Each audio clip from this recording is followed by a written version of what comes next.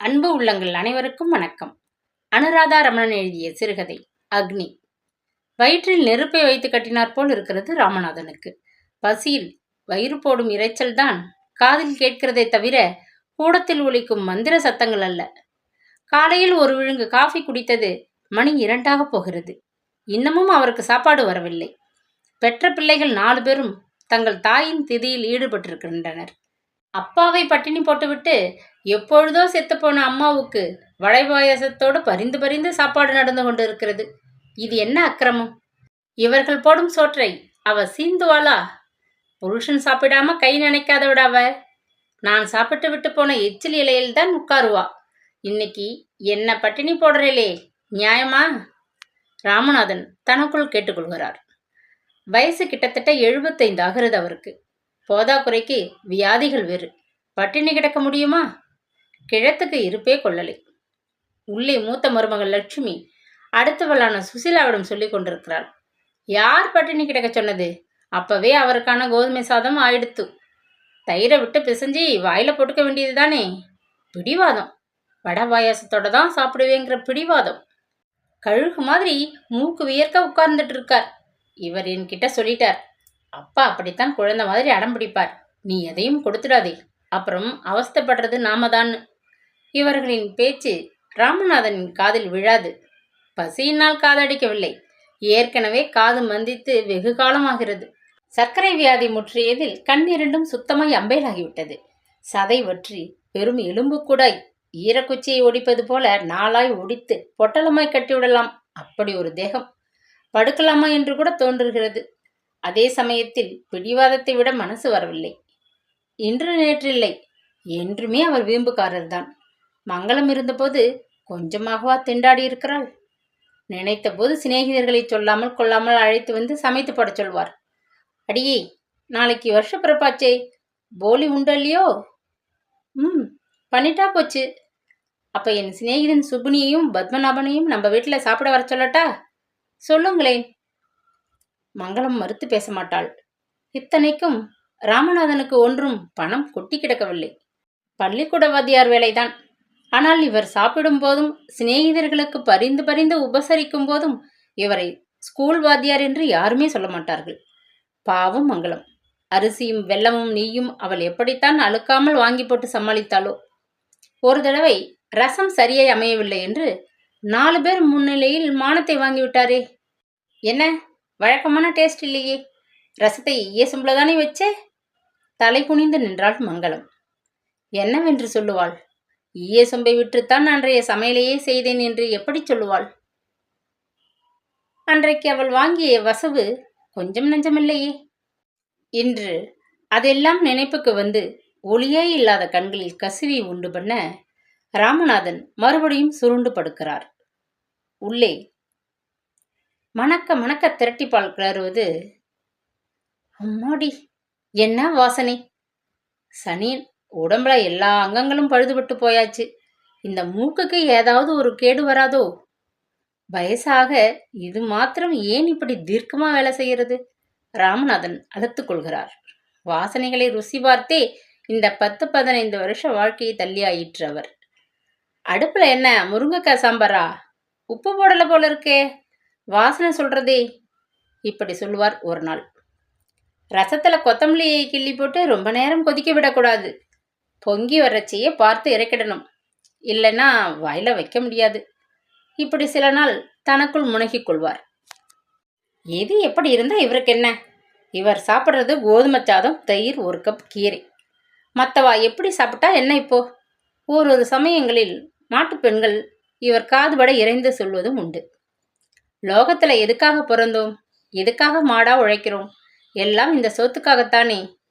அதை வக்கனையா சாப்பிடணும். சமைக்கிற பண்டத்தை வீணாக்காம சாப்பிடணும். நாம சாப்பிட்றது மட்டும் இல்லாம மற்றவாளுக்கும் வயிறு நிரம்ப சாப்பாடு போடணும். உபநிஷத் சொல்றது, சாப்பாட்டை இகழக்கூடாது, அது விரதம். எதை நாம் சாப்பிட்றோமோ அது அன்னம். சாப்பிட்ற நாம் அன்னாதம். இதையெல்லாம் உங்களுக்கு சொன்னா புரியாது. கிழவர் சடக்கென தன் பேச்சை நிறுத்தி கொண்டு தமக்குள் ஆழ்ந்து போவார். சொன்னபடியெல்லாம் ஆட வைக்கிறது. நான் செத்தால் என் திதியின் போதாவது இவனுங்க எனக்கு பிடிச்ச ஐட்டங்களை செய்வானுங்களா? போறது, சக்கரை வியாதியில் செத்தவனுக்கு பாயாசம் பட்சணம் வச்சு திவசம் பண்ணக்கூடாதுன்னும், பிளட் ப்ரெஷரில் செத்தவனுக்கு உப்பே சேர்க்காம சமைச்சு போடணும்னு யாரும் எழுதி வச்சுட்டு போகலை. ஆத்மாக்களிலேயும் இது மாதிரி டயாபெட்டிஸ் ஆத்மானும் கொலஸ்ட்ரால் ஆத்மானும் இல்லாமல் போச்சே. எல்லா இழவும் இந்த தேகத்துக்குத்தானே தவிர ஆத்மாவுக்கு இல்லை போல இருக்கு. ராமநாதனின் வயிற்றில் தீ ஜுவாலையாய் கொழுந்து விட்டு எறிவது போல பெரிய இலை போட்டுண்டு சாப்பிடணும்.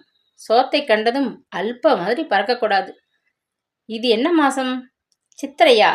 முக்கணியும் கிடைக்குமே. இலையில 3 பழமும் போட்டிருப்பான். அதெல்லாம் பெரியவன் இந்த மாதிரி சமயங்களில் நிறக்க செஞ்சு வேற தட்டிண்டு போயிடுவான். அது சரி, திங்கணும் திங்கணும்னு பறக்கறியே, பல் எங்கே இருக்கு? மொத்தம் 4 பல் இருந்தால் அதிசயம். அதுவும் நீ பலாச்சொலைய மேல்றப்ப சேர்ந்து வயிற்றுக்குள்ளே போயிடும். ஆ, பலாச்சொலைன்னா உடனே நினைப்புக்கு வர்றது வீட்டில் தேன் இருக்கோ? பலாச்சொலைக்கும் தேனுக்கும் தான் ஏர்வை. இந்த நினைப்பு வந்தவுடன் உடனே எழுந்து போய் ஹாலில் பரிமாறப்பட்டிருந்த இலைகளில் பலாச்சொலைக்கு தோய்த்து கொள்ள தேன் பரிமாறியிருக்கிறதா என்று பார்த்துவிட்டு வர வேண்டும் போல ஒரு வேகம். எங்கே எழுந்திருப்பது? இங்கேதான் பாதத்தை தரையில் ஊன்றியிருக்கிறோமா இல்லையா என்பது கூட தெரியவில்லையே. அடேய், எவன்டா? அடேய்! இங்கிருந்தபடியே குரல் கொடுக்கிறார். என்ன? 4 பிள்ளைகளில் எவனோ ஒருவன் மகா எரிச்சலுடன் எட்டி பார்க்கிறான். பலாச்சொலைக்கு தொட்டுக்க தேன் விட்டுருக்கியா? எல்லாம் விட்டு இருக்கு. நீ சித்த சும்மா இரு. அவன் கடுப்பு அவனுக்கு. விடிய காலையிலிருந்து பகல் 2 மணி வரையில் அவன் எத்தனை விஷயங்களை தியாகம் செய்திருக்கிறான். 4 கப் காஃபி, 2 பாக்கெட் சிகரெட், 10 மணிக்கு சாப்பாடு, இன்னும் எத்தனை எத்தனை. இந்த மனிதருக்கு தேன் இல்லை என்றுதான் கவலை. மகனின் காய்ப்பு வருத்தத்தை உண்டு பண்ணினாலும் வீட்டில் தேன் இருக்கிறது என்பதை பரம சந்தோஷமாய் ராமநாதன் மீண்டும் குருட்டு கண்களுக்குள் திருட்டு கனவுகளை காண துவங்குகிறார். இந்த பிள்ளைகள் அம்மா கையால் அத்தனை ருசியா சாப்பிட்டு எப்படித்தான் இந்த ரசனை இல்லாமல் போனதுங்களோ. எல்லாம் பெண்டாட்டிகள் செஞ்சு போடுற அறவேக்கட்டை தின்னு தின்னு நாக்கு மழுங்கி போயிருக்கும். உஸ், சும்மா இரு. இன்னைக்கு அவனுங்க பெண்டாட்டிகள் சமைச்சிருக்கிற சமையலுக்குத்தான் நீ நாக்க நெட்ட விட்டுண்டு காத்துருக்கே. ஆமா, அவ எனக்கு போட மாட்டேன்னு கண்டிப்பா சொல்லிட்டா என்ன பண்றது? இன்னைக்கு ஒரு நாள் போட்டுடுங்கோ. தின்னுட்டு சத்தியமா உங்க பிராணனை எடுக்க மாட்டேன். நானே செத்துடுறேன்னு கேரண்டி லெட்டர் எழுதி கொடுத்துடலாமா? எழுதி கொடுத்துட்டாப்புல ஆச்சா? அப்படி சடார்னு கிளம்ப முடியும்னா இத்தனை நாள் எதுக்காக மண் மாதிரி இந்த கோதுமை சோத்தை தின்னுண்டு இருக்கணும்? சேச்சே, கோதுமையானாலும் அதுவும் அன்னம்தான், ஆகாரம்தான், தூஷிக்கப்படாது. அப்புறமா அடுத்த பிறவியில் இது கூட கிடைக்காம போயிடும். அன்னம்தான் பூலோகத்திலேயே உசத்தி.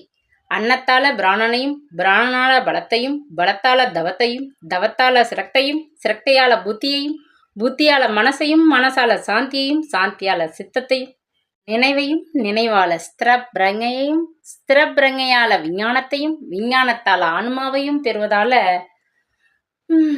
அம்மாடி மூச்சு வாங்கிறது. இது என்ன வாசனை? சேப்பங்கிழங்கு வருவலா? அவர் மீண்டும் பொறுமை இழக்கிறார்.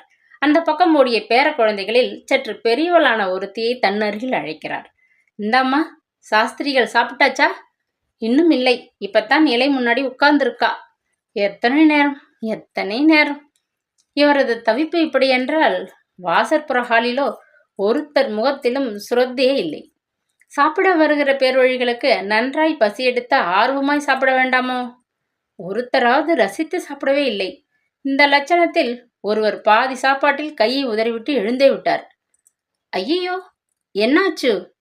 மூத்த மருமகள் வாய்விட்டு அலற மற்றவர்கள் பிரமை பிடித்தாற்போல் நிற்க, என்னை மன்னிக்கணும், அது என்னவோ திடீர்னு வைத்த வலிக்கிறது. ஒரு பருக்க உள்ள போகாது, உசுர் போயிடும் போல. என்ன செய்வது? சகோதரர்கள் ஒருவர் முகத்தை மற்றவர் பார்க்க அத்தனை பேருமே தவித்து போய்விட்டார்கள். இத்தனை வருஷத்தில் இதுபோல நடந்ததில்லையே. இது என்ன விபரீதத்திற்கு அறிகுறியோ? அம்மா ஏன் நம்முடைய உபசரிப்பை ஏற்றுக்கொள்ளவில்லை? இது ஏதோ சாமி குத்தம். அவர்கள் தங்களுக்குள் புலம்பியபடி வயிற்று வலிக்காரரை வண்டியில் ஏற்றிவிட்டு மற்றவர்களுக்கு சஞ்சலத்துடன் பரிமாற, ஏண்டாடேய், இன்னுமாவா சாப்பிட்டு முடிக்கல? கிழவரின் குரலில் தெரித்த நெருப்பு அத்தனை பேரையும் சுட்டு பொசுக்க, அப்பாவுக்கு வேண்டியதை போடலங்கிறதே அம்மாவுக்கு வருத்தமா இருக்குமோ? மூத்தவனின் மனதில் இந்த நினைப்பு ஓடியதும் மனைவியை அவசரமாய் அழைக்கிறான். அப்பாவுக்கும் இலை போடு, அவரும் சாப்பிடட்டும். என்னது? நாளைக்கு அவர்? நாளை பத்தின கவலை நாளைக்கு. இன்னைக்கு போடு. நான் அவரை மெதுவாக தூக்கிண்டு வந்து இலை முன்னாடி உட்கார வைக்கிறேன். அதற்கு மேல் எதிர்த்து பேச வழியில்லாத பெண்கள் பரபரப்புடன் இலையை போட்டு பரிமாற பெரியவன் அப்பாவின் தோலை தொட்டு அழைக்கிறான். அப்பா, சாப்பிட வாங்கோ. கோதுமை சாதமா? நேக்கு வேண்டாம். அப்பா சிறு குழந்தையைப் போல முறுக்கிக் கொள்கிறார். பிள்ளைக்கே என்னவோ போல இருக்கிறது. இல்லப்பா, இலை போட்டு எல்லாம் பரிமாறி இருக்கு. நிஜமாவா? நிஜமாத்தான். பாயாசம், வடை எல்லாமா? எல்லாம் தான். பலாச்சொலை உண்டு இல்லையோ? உங்களுக்கு இல்லாதப்பா. தேன்? நீங்க சாப்பிட வாங்கோ. வேண்டிய மட்டும். தேன் என்ன, எல்லாம் போடுறேன். கிழவர் பொக்கவாய் மலர அந்தரத்தில் கைகளை விரித்து குழந்தை போல சிரிக்கிறார். நான் எப்படிடா வருவேன்? என்ன தூக்கிண்டு போயேன். இளையவன் கொஞ்சம் ஆகுருதியான தேகமுடையவன். அப்பாவை 10 வயசு பாலகனை தூக்குவது போல தூக்கிக் கொள்கிறான். தந்தை மகனின் கழுத்தை 2 கைகளாலும் கெட்டியாய் பின்னிக் கொள்கிறார். மெல்ல மெல்ல பார்த்து இறக்கடா. கூடத்தில் அப்பாவுக்காக மனை போட்டபடி மூத்தவன் சகோதரனிடம் சொல்ல, இலை முன் உட்கார வைக்கப்பட்ட ராமநாதனின் தலை ஒரு பக்கமாய் தோய்ந்து சாகிறது.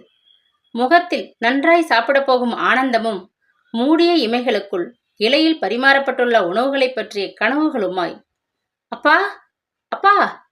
பிள்ளைகளும் மருமகள்களும் அவர் நிரந்தரமாய் கண்மூடி விட்டதை அறியாமல் அவரை பிடித்து உலுக்கிக் கொண்டிருக்கிறார்கள். இலையோரத்தில் பலாச்சொலையை 4-5 கருப்பு எறும்புகள் மௌனமாய் சூழ்ந்து கொள்கின்றன. உணவும் நானே, உண்பவனும் நானே. உணவுக்கும் உண்பவனுக்கும் உள்ள உறவை உண்டாக்கியவனும் நானே. உண்பவனை உண்ணும் உணவும் நானே. உலகனைத்தும் ஆகி அதை அழிப்பவனும் நானே. கருப்பு எறும்புகள் ரகசியமாய் தங்களுக்குள் உபநிஷத்தை முனகிக் கொள்கின்றனவோ? ராமநாதனின் இதழ்கடையில் லேசான சிரிப்பு நிரந்தரமாக.